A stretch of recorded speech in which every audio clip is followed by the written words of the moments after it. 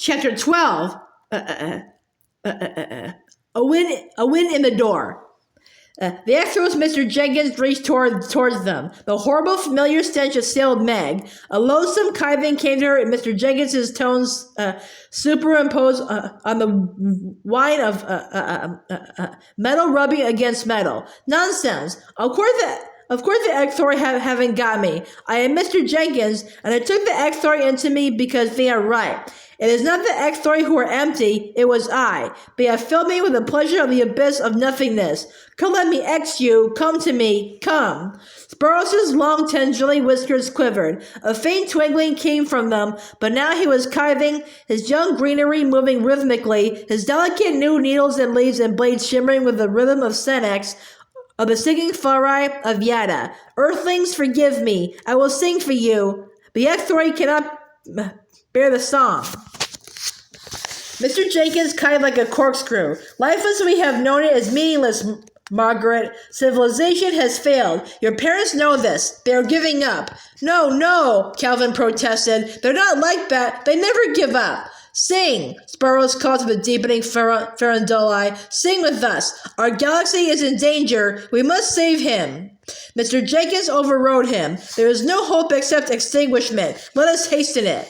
Meg cried through the boring of the corkscrew. Mr. Jenkins, no! Stop it! Calvin joined her. Mr. Jenkins, come back! Come out of the Echthroi! I am back. I am here. I am finally myself. Nothing. X Mr. Jenkins. To be X is only good. Again, Meg felt a bone-shattering wrench. Every muscle in her cried out in protest. Then she was flashed a brilliant image of Calvin tugging at Mr. Jenkins, powerful images of Calvin wrestling with a Mr. Jenkins suddenly wild and strong. Mr. Jenkins's thin, flabby arms beat at Calvin with steel spring blows. Calvin, with his lithe wiriness, eluded most of the blows and tried desperately to catch Mr. Jenkins by the wrist, caught him, but the wrist became talons, became nothing. Calvin was left holding nothing. Meg heard the screeching Echthroi laugh, and Mr. Jenkins hit Calvin a thundering blow. Meg saw red blackness, Calvin reeling, being pulled, sucked into the vortex of the Echthros Mr. Jenkins. But the images of Calvin staggering from the blow, steadying himself, readying himself, vanished. The images were gone, but Calvin was there, was with her, was part of her. She had moved beyond knowing him in sensory images to that place which is beyond images. Now she was kiting Calvin, not red hair, or freckles, or eager blue eyes, or the glowing smile, nor was she hearing the deep voice with the occasional treble cracking, not any of this, but Calvin. She was with Calvin, kiting with every atom of her being, returning to him all the fortitude and endurance and hope which he had given her. Then she felt Proginoskes trying to get her attention and turned her kiting unwillingly toward him. Meg, I can't help Calvin, but I can't help Mr. Jenkins. You may be able to. Try to go to him. Perhaps you can still reach him. She pulled back. If she went to the Echthroi Mr. Jenkins, would the pain of the Echthroi take her again? There were no little farandoli to save her this time. She could not do it, could not knowingly open herself to that pain. But Mr. Jenkins had come into the whirling circle of death for her sake. If Mr. Jenkins was possessed by Echthroi, now it was because of his love for her. She gave a sigh of acceptance of what she must do, but she turned her kive toward Mr. Jenkins, who was somewhere in the horrible Echthroi version of himself. Mr. Jenkins! She flung her kive toward him with all her might, and now she no longer saw the thinning brown hair, the same mouse brown as her own, or the middle-aged eyes behind the lenses of the horn-rimmed spectacles, or the sloping shoulders with the light snowfall of dandruff, but something deeper, more real, beyond, past, through the senses, something which was a true person. She was with Mr. Jenkins as she had been with Calvin who was so important to her that she didn't dare even whisper to herself how important he was. Mr. Jenkins, too, was real, and she was with him, kiting herself entirely to him. From somewhere deep inside the Echthroi version of himself, he was trying to say something. He was repeating, and finally she heard a phrase he had used earlier. Nature abhors a vacuum. The single phrase was all he could manage. She held on to it. If the Echthroi are nothing, and Mr. Jenkins is now part of that nothing, if Calvin is being into that nothing, fill it, came Calvin's desperate cry. Through it came a vivid image of Charles Wallace blue and gasping, her parents standing by his bed, Dr. Louise working the emergency oxygen tank, Barnabas lying across the threshold as though to bar death from entering the room. Fill it! She was cold with desperation. Progo, what do I do? She heard only an echo of Calvin's call. Fill the vacuum, fill it! He was fighting desperately, not for his own life, but for Meg's, for Charles Wallace's, for the singing Farai, for the whole of being. She cried wildly, Progo, we passed the first test. I named Mr. Jenkins. And the second, Sparrows has deepened. Are we failing the third test? Calvin can't hold out any longer. Do I have to go into the Echthroi? Is that what I have to do? What will you do if I fail? She knew what Proginoskes would do. Calvin was weakening rapidly, unable to counter the sledgehammer blows of the Echthros Mr. Jenkins. She flung herself into Mr. Jenkins, trying to hold the cruel arms, trying to pull him away from Calvin by the sheer force of her kind. The pain. It came again, as she had known it would. Agony. Red anguish pounding against her eyeballs. Charles Wallace was sharing in that anguish, his parents helpless as his small body convulsed in spasms of pain. They struggled to hold him, the Murrays, the Louises, to hold him during the convulsions, to give the wreck frame support. Fortinbras stood in the doorway growling, his hackles rising. The Echthroi were. Meg's tithe was faint, almost obliterated by pain. Calvin, Mr. Jenkins, don't fight the Echthroi. Help me fill them. Cold beyond snow and ice and falling mercury. Cold beyond the absolute zero of outer space. Cold pulverizing her into nothingness. Cold in pain. She struggled. You are not X to me, Echthroi. I feel you. Cold. Darkness. Emptiness. Nothing. Not. X. Then, Proginoskes. A great cry, a tempest of wind, a lightning flash of fire across the cold breaking brain, the cold and pain. Proginoskes Xing. Wings, all the wings, stretched to their fullest span. Eyes, all the eyes opening and closing, opening, dimming. Oh no, going out, no. Flame, smoke, feathers flying, Proginoskes flinging his great cherubic self into the void of the Echthroi, who were exiting Mr. Jenkins and Calvin and Meg, and Charles Wallace.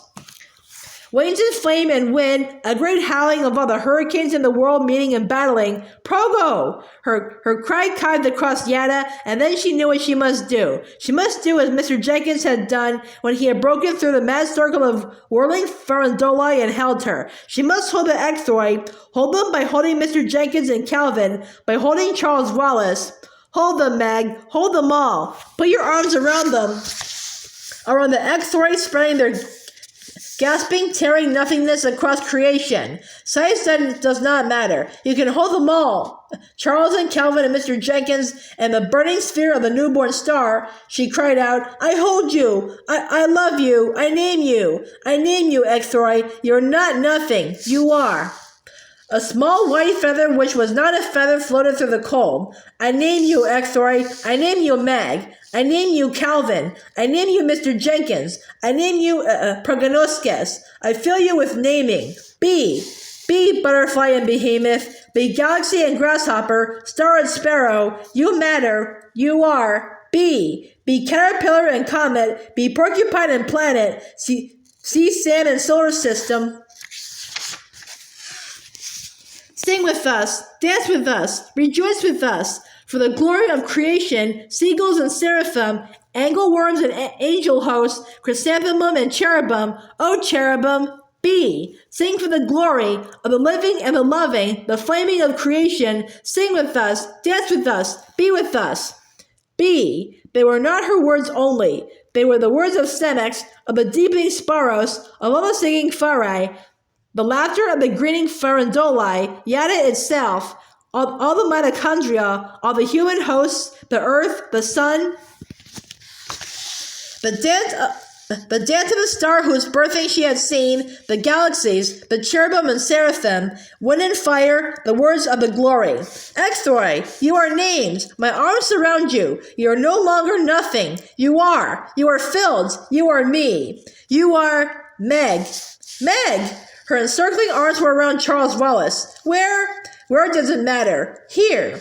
Here in Charles Wallace's familiar room. Meg, Calvin, Mr. Jenkins. What Mr. Jenkins? The real Mr. Jenkins. The Murrays. Dr. Louise, her stethoscope swinging loosely about her neck, looking disheveled, exhausted, happy. The twins, Dennis with a big smudge of garden earth across his face, both boys still grubby and tired from their labors, and Charles Wallace. Charles Wallace sitting up in bed, breathing quite easily and normally. Fortinbras, no longer guarded the door, which now stood invitingly open. The oxygen tank, no longer needed, was in the corner. Charles! Oh, Charles Wallace! Meg hugged him, swallowing a large and unexpected sob. Are you all right? Are you really all right? He's much better, Dr. Louise said. We know very little about mitochondritis, but her delicate little bird's voice faded off, and she looked questioningly at Meg. So did her father. Whatever happened, wherever you were, Charles Wallace was talking about mitochondria and farandoli in his delirium, and something which sounded like Echthroi, and about you, her mother added. Meg explained flatly, we were in one of Charles Wallace's mitochondria. Mr. Murry pushed his spectacles up his nose in the same gesture which his daughter used. So he said, he looked at his youngest son, I am not in a doubting mood. Mrs. Murry said, just when we thought it was all over, Charles Wallace gasped, the Echthros are gone. And suddenly his breathing started to improve. All can I say, Dennis said, is that when Charles Wallace goes back to school, he better not talk the way he was doing while he was delirious. I don't understand any of this, Sandy said. I don't like things I don't understand. If Mother and Father hadn't been so upset about Charles Wallace, Dennis glared at Meg, they'd have been furious with you for not coming right home from school. Where were you anyhow? Sandy asked. Do you really expect us to swallow this stuff about your being inside Charles Wallace? If you just be realistic for once, after all, we were worried too. And then some. They looked at Meg, then wheeled and looked at Mr. Jenkins. Mr. Jenkins said, Meg is quite correct, and I was with her. The twins replied with total and stunned silence. Finally, Dennis shrugged and said, maybe one day someone will get around to telling us what really went on. I suppose since Charles is all right, we'll just be glad about that. All's well that ends well and all that stuff. Even if everybody's holding up on us as usual.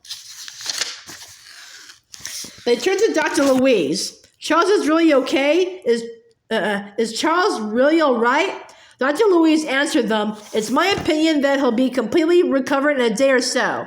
Meg confronted Mr. Jenkins. Okay, but what about school? Won't the trouble there go on just as miserably as ever? Mr. Jenkins sounded his most acid. I think not. What will you do, Mr. Jenkins? Can you make things different? I don't know. I cannot dictate Charles Wallace's safety. He must learn himself to adapt. But I have less fear of the situation than I did before. After our recent experiences, the old red schoolhouse is going to be easier to enter each morning. Now I think that I am going to find upgrading in elementary school a pleasant change, and at the moment it seems a quite possible challenge. The twins again looked astonished. Sandy asked in a deflated way, well then, isn't anybody hungry? We were so worried about Charles, we haven't eaten for... I like a turkey dinner, Charles Wallace said. Mrs. Murry looked at him, and some of the strain eased from her face. I'm afraid I can't manage that, but I can thaw some steaks from the freezer. Can I come down when dinner is ready? Dr. Louise looked at him with her sharply probing gaze. I don't see why not. Meg, you and Calvin stay with him until then. The rest of us will go to the kitchen to be useful. Come along, Mr. Jenkins. You can help me set the table. When the three of them were alone, Charles Wallace said to Calvin, "You didn't say a word." "I didn't need to." Calvin sat at the foot of Charles Wallace's bed. He looked as tired as Dr. Louise and as happy. He put one hand lightly over Meg's. "It will be good to have a feast together and celebrate."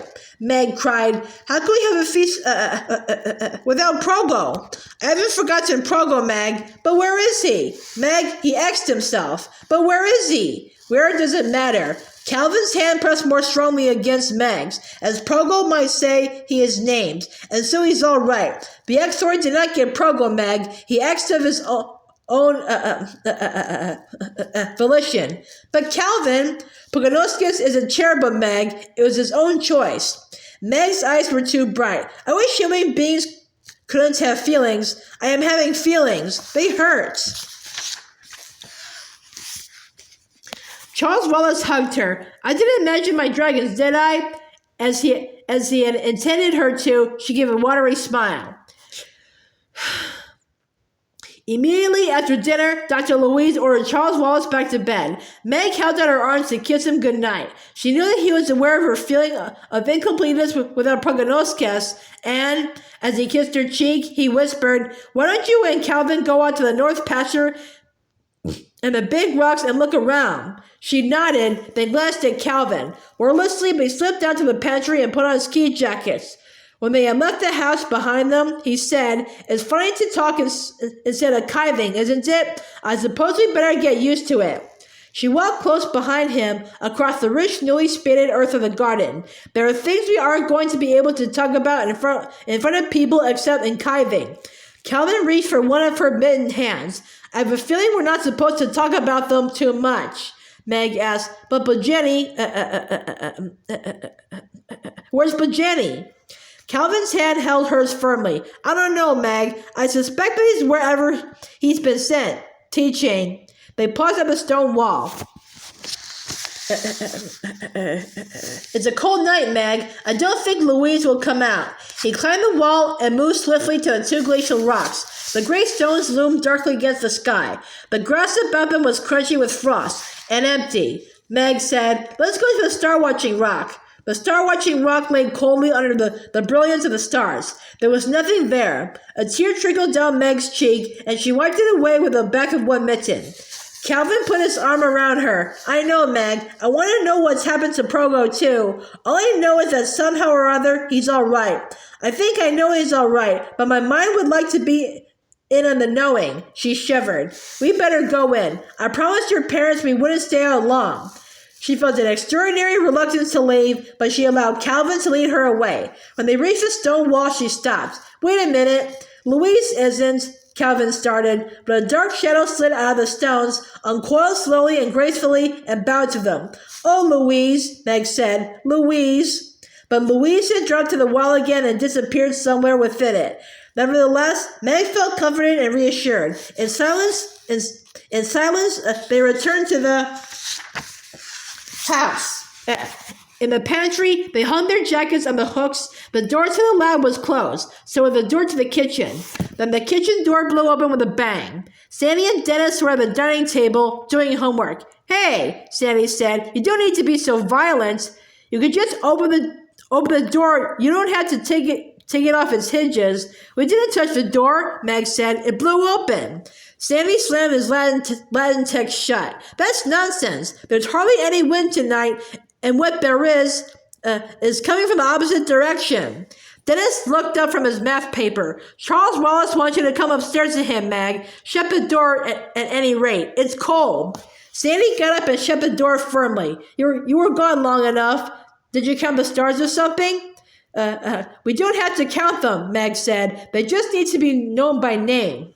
Calvin's eyes met hers for a long moment and held her gaze, not speaking, not kiving, simply being. Then she went up to Charles Wallace.